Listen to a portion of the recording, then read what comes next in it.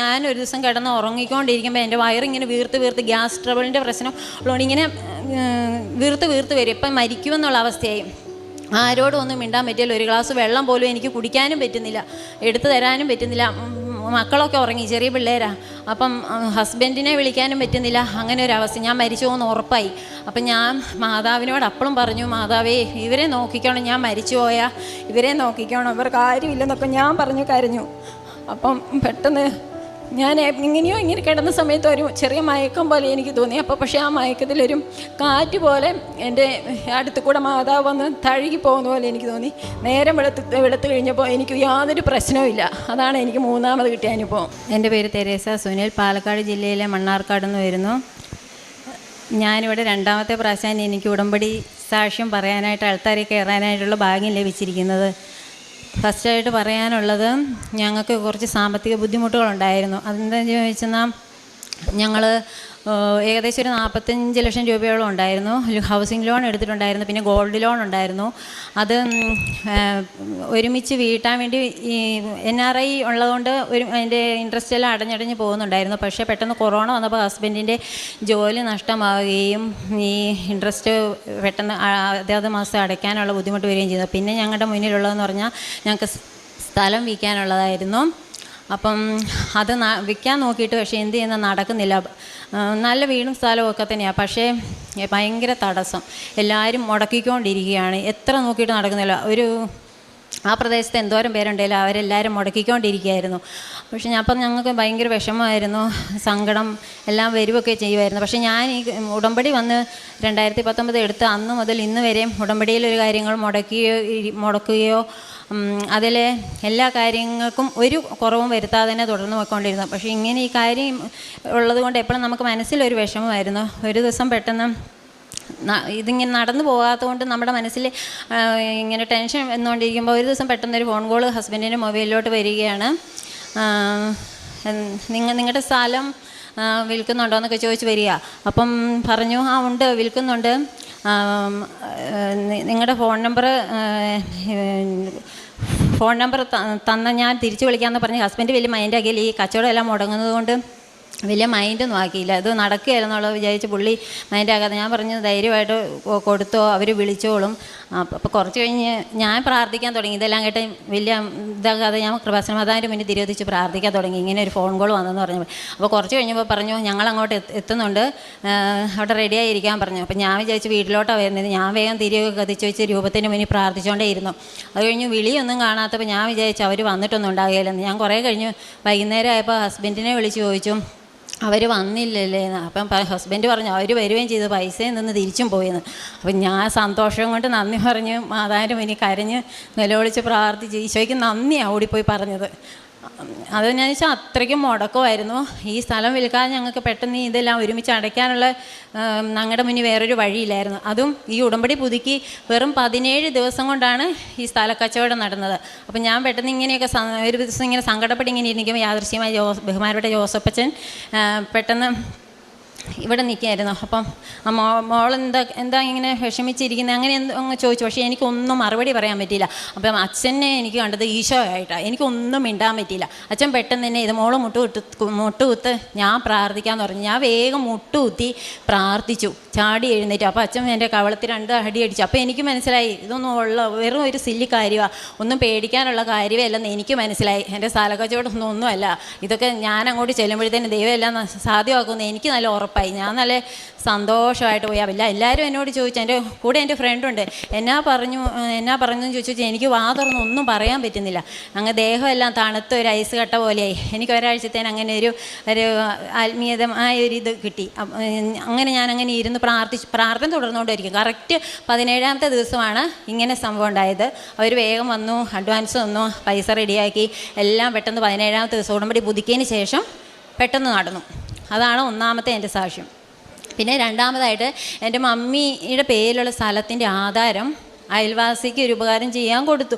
അവർക്ക് കുറച്ച് ലോൺ എടുക്കാൻ വേണം ചേച്ചി എന്നൊക്കെ പറഞ്ഞ് മേടിച്ചുകൊണ്ട് പോയി. എന്നിട്ട് ലോണും എടുത്തു. അവർ 11 ലക്ഷം രൂപ അത് വെച്ച് എടുത്തു. അത് കഴിഞ്ഞ് പിന്നെ അവരതിൻ്റെ പലിശ അടയ്ക്കുന്നില്ല, മുതലും കിട്ടുന്നില്ല, ഒന്നുമില്ല. അപ്പം ഓണറെ വിളിച്ചു, അതായത് മമ്മീനെ വിളിച്ചു. ബാങ്കുകാർ പറഞ്ഞു ഇവരിന്ന് ഇന്ന പോലെ ഇത് എടുത്തിട്ട് ഒന്നും ചെയ്യുന്നില്ല, എന്നെ ചെയ്യും ചേച്ചിന്ന്. അപ്പം ഞാൻ മമ്മിക്ക് ടെൻഷൻ കയറി എന്നോട് വിളിച്ച് പറഞ്ഞു എന്നെ ഇങ്ങനെയാ മോളെ പറയുന്നതെന്നൊക്കെ പറഞ്ഞു. അപ്പം ഞാൻ മമ്മിയോട് പറഞ്ഞു സാരമില്ല, ഞാൻ കൃപാസനത്തിൽ പോയി ഉടമ്പടി എടുത്തിട്ടുണ്ടല്ലോ, മമ്മി ഒന്നും പേടിക്കണ്ട, വിഷമിക്കേണ്ട, നമുക്ക് മാതാവ് തന്നെ ഒരു വഴി കാണിച്ചു തരുമെന്ന്. ഇങ്ങനെയൊക്കെ ഞാനിങ്ങനെ പറഞ്ഞ് മമ്മീനെ ഒന്ന് ആശ്വസിപ്പിച്ച് ഫോൺ വയ്ക്കുകയും ചെയ്യും, പ്രാർത്ഥിക്കുകയും ചെയ്യും. അപ്പോൾ ഒരു ദിവസം പെട്ടെന്ന് ഞാനിങ്ങനെ ഉറങ്ങുമായിരുന്നേ. അപ്പോൾ ഉറങ്ങുമ്പം കൃപാസന മാതാവ് പെട്ടെന്ന് കൈകൂപ്പി കണ്ണടച്ച് എൻ്റെ അടുത്ത് സ്വപ്നം കാണുക. ഞാൻ കിടന്ന് ഉറങ്ങുമ്പോൾ സ്വപ്നം കണ്ടുകൊണ്ടിരിക്കുക. അപ്പം കൃപാസന മാതാവ് കണ്ണടച്ച്, ഇതേ മാതാവ് സിൽവർ ഗ്രേ കളറിലുള്ള മാതാവ് കൈ കൂപ്പി കണ്ണടച്ച് നിൽക്കുന്നു. അപ്പം ഞാൻ മാതാവിനോട് ഇങ്ങനെ പറയുക, എന്നെ ഇങ്ങനെ കണ്ണടച്ച് നിന്നാൽ കാണാൻ പറ്റുമല്ലോ, എനിക്ക് കാണാം, പക്ഷേ എന്നോടൊന്നും മിണ്ടുന്നുമില്ല, കണ്ണടച്ച് നിന്നാൽ എന്നെ പറയുന്നതൊന്നും മനസ്സിലാവുന്നില്ല എന്നൊക്കെ പറഞ്ഞ് ഞാനിങ്ങനെ പറഞ്ഞുകൊണ്ടിരിക്കുക. മാതാവ് ഒന്ന് കണ്ണു തുറന്ന് എന്നോട് സംസാരിക്കാൻ വേണ്ടി ഞാൻ ശ്രമിച്ചുകൊണ്ടിരിക്കുക സ്വപ്നത്തിൽ. അപ്പം മാതാവ് ഒന്നും പറയുന്നില്ലാത്തതുകൊണ്ട് എനിക്കൊരു സങ്കടം പോലെയായി. അപ്പോൾ പെട്ടെന്ന് മാതാവിനെ കണ്ടല്ലോ എന്നുള്ള സന്തോഷത്തിൽ ചാടി എഴുന്നേറ്റ് കട്ടിലേലിരുന്നു. അപ്പം നോക്കുമ്പം പിന്നെ സ്വപ്നമാണല്ലോ എന്ന് വിചാരിച്ച് പിന്നെ ഞാൻ കയറി കിടന്ന് ഉറങ്ങിക്കഴിഞ്ഞ് നേരം വെളുത്തപ്പോൾ ഞാൻ മമ്മിയോട് പറഞ്ഞു ഇന്നപോലെ ഒരു സ്വപ്നം കണ്ടു, എന്താണെന്നൊന്നും അറിയത്തില്ല, പക്ഷെ മാതാവ് കണ്ണടച്ച് പ്രാർത്ഥിച്ചുകൊണ്ട് നിൽക്കുന്ന ഒരു സ്വപ്നമാണ് കണ്ടതെന്ന് പറഞ്ഞു. പിന്നെ ഞാൻ അതങ്ങനെ വിട്ടു.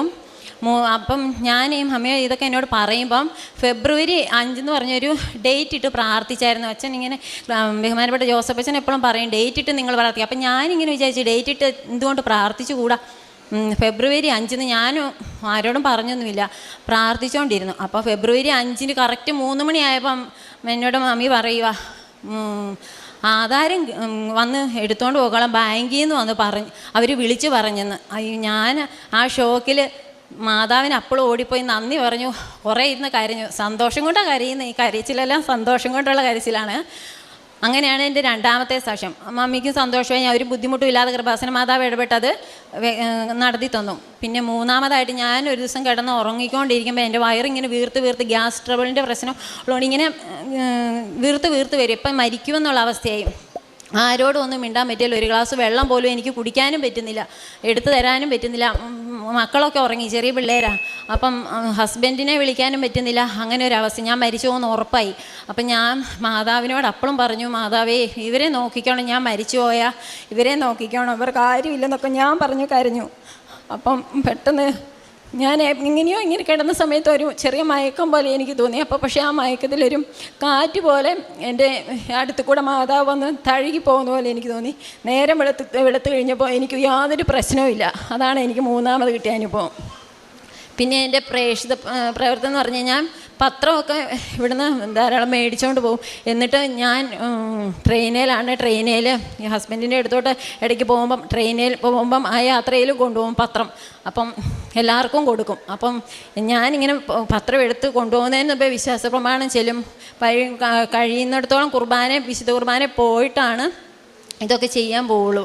പത്രം വായിച്ചതിന് ശേഷമാണ് പത്രം വിതരണം ചെയ്യുക. അപ്പം ഞാനിങ്ങനെ പറയാം, എന്നെ ആരും നാണം കെടുത്തി വിടരുത്, എനിക്ക് സഹിക്കാൻ പറ്റില്ല, മാതാവിനെ നാണം കെടുത്തുന്നത് എനിക്ക് സഹിക്കാൻ പറ്റില്ല. ഈശോനെ എന്നെ പറഞ്ഞാലും കുഴപ്പമില്ല, ഈശോനെ മാതാവിനെ തള്ളിപ്പറഞ്ഞാൽ എനിക്ക് സങ്കടമാകും.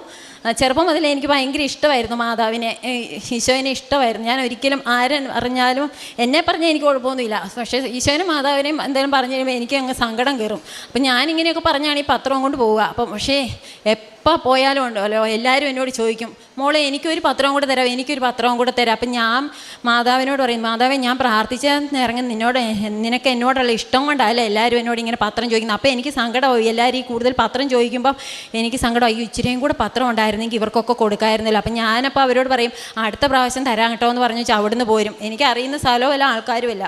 പിന്നെ കുറച്ച് വേറെ സ്ഥലത്ത് ചെല്ലുമ്പം കുറേ യൂത്ത്, പിന്നെ പ്രായമായവർ, കുട്ടികളെല്ലാം. അപ്പോൾ എന്നെക്കൊണ്ട് സാക്ഷ്യം പറയിക്കുക, എന്നാൽ മോളുടെ സാക്ഷിയൊക്കെ ഒന്ന് കേൾക്കട്ടെ. ഫസ്റ്റ് ഇവിടെ ഞാൻ സാക്ഷ്യം പറഞ്ഞാൽ കഴിഞ്ഞ കൊല്ലം. അപ്പോൾ ആ സാക്ഷ്യമൊക്കെ എനിക്ക് കിട്ടിയ സാക്ഷ്യമെല്ലാം ഞാൻ ഒന്നും കൂടെ ആവർത്തിക്കും. അപ്പോൾ അവർക്ക് സന്തോഷവും. അപ്പം ചില അപ്പച്ചന്മാർ പറയും, ഞങ്ങൾ പോയി മോളുടെ സാക്ഷ്യം ഒന്ന് കേൾക്കാൻ വേണ്ടി ഞങ്ങൾ വെറുതെ ചോദിച്ചതാ എന്നൊക്കെ ചിരിച്ചോണ്ട്. അപ്പം ഞാൻ പറയും, മാതാവ് എനിക്ക് വേണ്ടി കുറേ ഇത് ചെയ്യുന്നുള്ള ഇവരുടെ എല്ലാം മനസ്സിൽ കൂടെ മാതാവിനെ മനസ്സിലാക്കാനുള്ള ഒരു കൃപ നൽകുന്നുണ്ടല്ലോ എന്നൊക്കെ ഞാൻ സ്വന്തം മാതാവിനൊന്നും കൂടെ നന്ദി പറഞ്ഞ് അവരുടെ അടുത്ത് നോക്കും. പക്ഷേ ഈ പത്രം എല്ലാം വിതരണം ചെയ്യുമ്പോൾ ഒരു നാണക്കേട് പോലും ഇതുവരെ എന്നോട് പത്രം ഒരു മനുഷ്യൻ പോലും വേണ്ട എന്ന് പറഞ്ഞിട്ടില്ല. അതാണ് എനിക്ക് ഏറ്റവും, ഈ 2019 മുതൽ ഇതുവരെ ഞാൻ കൊടുത്ത ഒരു പത്രം പോലും എൻ്റെ മുഖത്ത് നോക്കി ആരും വേണ്ടാന്ന് പറഞ്ഞിട്ടില്ല. ഇനി ഉണ്ടോ എന്നാണ് ചോദിക്കുന്നത്. ഇനിയും അങ്ങനെ തന്നെയാണ് ഞാൻ മാതാവിനോട് എന്നും പ്രാർത്ഥിച്ചേച്ച് ഇവിടുന്ന് ഓരോ പ്രാവശ്യം പോകുമ്പോഴും പോകുന്നത്. പിന്നെ കാരുണ്യപ്രവർത്തികൾ എന്ന് പറഞ്ഞാൽ ഞങ്ങളുടെ അടുത്ത് ഓർഫണേജ് ഉണ്ട്, മദർ തെരേസയുടെ, എൻ്റെ പേരിൽ തന്നെയുള്ള മദർ തെരേസയുടെ പേരുള്ള ഓർഫണേജ് ഉണ്ട്.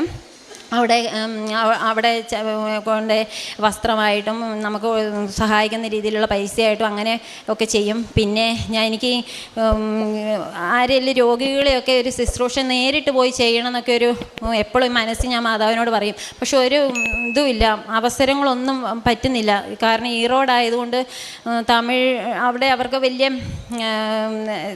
എനിക്ക് വലിയ പരിചയമൊന്നുമില്ല അവിടെ. അപ്പം ഞാനിങ്ങനെ മാതാവ് ഇതിൻ്റെ ഒരു അവസരം ഒരുക്കണേ. അപ്പോൾ പെട്ടെന്ന് ഒരു ദിവസം ഞങ്ങളുടെ വീട്ടിലൊരു സിസ്റ്റർ വന്നു. അപ്പോൾ സിസ്റ്ററിന് ഞങ്ങളുടെ വീട്ടിലാണ് ഗസ്റ്റായിട്ട് കിടക്കാനായിട്ട് അന്ന് സ്റ്റേ ചെയ്യേണ്ടി വന്നു. അപ്പോൾ സിസ്റ്റർ പറഞ്ഞു, ഞാനൊരു രോഗിനെ കാണാൻ പോവാം, ഞാൻ നാളെ രാവിലെ തന്നെ പോകുമെന്ന് പറഞ്ഞു.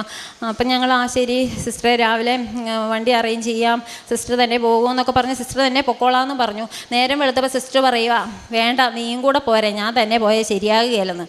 അപ്പം ഞാൻ പെട്ടെന്ന് 10 മിനിറ്റ് കൊണ്ട് റെഡിയായി സിസ്റ്ററിൻ്റെ കൂടെ പോകണം. പോകുന്നത് എത്രയാ, 3 മണിക്കൂർ യാത്രയുണ്ട്. അപ്പോഴാണ് പിള്ളേരെ വേഗം സ്കൂളിലോട്ട് വിട്ടേച്ചും ഞാൻ പെട്ടെന്ന് ഒരുങ്ങി സിസ്റ്ററിൻ്റെ കൂടെ പോയി. അവിടെ ചെന്നപ്പോഴാണ് സിസ്റ്ററിൻ്റെ ഫ്രണ്ടും ഒരു മോളും മാത്രമേ ഉള്ളൂ. അവർ ഡോക്ടറായിരുന്നു, പക്ഷേ വാർദ്ധക്യം പക്ഷേ അവരെ നോക്കാൻ ആരുമില്ല. അപ്പം സിസ്റ്റർ അവിടെ ഞങ്ങളും കൂടി ചെന്ന് കഴിഞ്ഞപ്പം അവരാണെങ്കിൽ എഴുന്നേറ്റ് നിൽക്കാനോ കിടപ്പ്, ഒരു ഗ്ലാസ് വെള്ളം കുടിക്കാനോ ഒരു സാധനം എടുക്കാനോ കുളിച്ചിട്ടില്ല, ഒന്നുമില്ല. ഞങ്ങൾ ഫസ്റ്റിലേ അവർക്ക് പോയി കുറച്ച് അവരുടെ പല്ല് തേപ്പിച്ച് കുളിപ്പിച്ച് പിറകെ കുറച്ച് ജ്യൂസൊക്കെ ഉണ്ടാക്കി കൊടുത്ത് കുറച്ച് പൊടിയരിക്കഞ്ഞിയൊക്കെ കൊടുത്ത് അവർ മരിക്കാൻ പോലെ കിടന്നവർ ഞങ്ങൾ വൈകിട്ട് വരെ അവിടെ അവർക്ക് വേണ്ട കാര്യങ്ങൾ ചെയ്ത് കൊടുത്തുകൊണ്ടേയിരുന്നു. അത് കഴിഞ്ഞ് ഞങ്ങൾക്ക് ഒരു 5 മണിയായപ്പോൾ തിരിച്ചു വരണം. പിള്ളേർ സ്കൂളിൽ നിന്ന് വരുമ്പോൾ വേറെ ആരുമില്ല നോക്കാൻ, അപ്പോൾ തിരിച്ചു പോരണ്ടേ. അപ്പം ഞങ്ങൾ പോരുവാന്നൊക്കെ പറഞ്ഞപ്പോൾ ഇങ്ങനെ ഇത്രയും മേലാതെ കിടന്ന ആൻറ്റിയും മകളും ചാടി എഴുന്നേറ്റ് പോകാൻ വരട്ടെ, ഇന്നിവിടെ കിടക്കാമെന്നൊക്കെ പറഞ്ഞു. അപ്പം ഞങ്ങൾക്ക് പോയേ പറ്റുള്ളൂ, പിള്ളേർ തന്നെയാണെന്നൊക്കെ പറഞ്ഞപ്പോൾ അവർക്ക് കുഴപ്പമില്ല. പക്ഷെ ഞാൻ ഈ ഉടമ്പടി തൈലവും ഉപ്പും എല്ലാം കൊണ്ടുപോയിട്ടുണ്ടായിരുന്നു. അപ്പം കൂടെയുള്ള സിസ്റ്റർ എന്നോട് പറഞ്ഞു, എന്നാൽ മോള് പ്രാർത്ഥിച്ചോ. ഞാൻ പ്രാർത്ഥിക്കാം സിസ്റ്ററെ എന്ന് പറഞ്ഞ് ഉടമ്പടി പ്രാർത്ഥനയും കാര്യങ്ങളെല്ലാം തൈലം നെറ്റിയെ തൂത്ത് കൊടുത്തു, ഉപ്പിട്ട് പിന്നെ പൊടിയരിക്കഞ്ഞി അങ്ങനെയൊക്കെ കോരി കൊടുത്തു. അങ്ങനെ പ്രാർത്ഥനയും ചെയ്തു. അത് കഴിഞ്ഞ് അവർ 2 ദിവസം കഴിഞ്ഞ് സിസ്റ്ററെ നിങ്ങൾ വന്നപ്പോൾ ഞങ്ങൾക്ക് നല്ല ആശ്വാസമുണ്ട്, ഞങ്ങൾ ഇത്രയും മരിക്കാറായി കിടക്കുന്ന അവസ്ഥയിൽ നിന്ന് പെട്ടെന്ന് ഞങ്ങൾക്കൊരു ബലം കിട്ടി. അങ്ങനെ മാതാവും ഈശോയും അങ്ങനെ പ്രേക്ഷിത പ്രാർത്ഥന ചെയ്തതിലൂടെ ഒരു അത്ഭുതം ഞങ്ങൾക്ക് നേരിട്ട് കാണിച്ചു തന്നു. ഞാൻ മാതാവിനോട് ചോദിച്ചു മേടിച്ചു, എനിക്ക് ആരെങ്കിലും ഒന്നും ഇങ്ങനെ ഒരു ശുശ്രൂഷ ചെയ്യാനൊരു അവസരമാണ്. പക്ഷേ അപ്പോൾ അതുപോലും മാതാവ് കേൾക്കുന്നുണ്ടെന്നാണ് ഞാൻ ഇങ്ങനെ എക്സ്പ്ലെയിൻ ചെയ്ത് പറയാനുള്ള കാര്യം. അമ്മയും മാതാവ് ഇത്ര അനുഗ്രഹം തന്നതിന് ഈശോയ്ക്കും മാതാവിനും 1000 നന്ദി പറയുന്നു.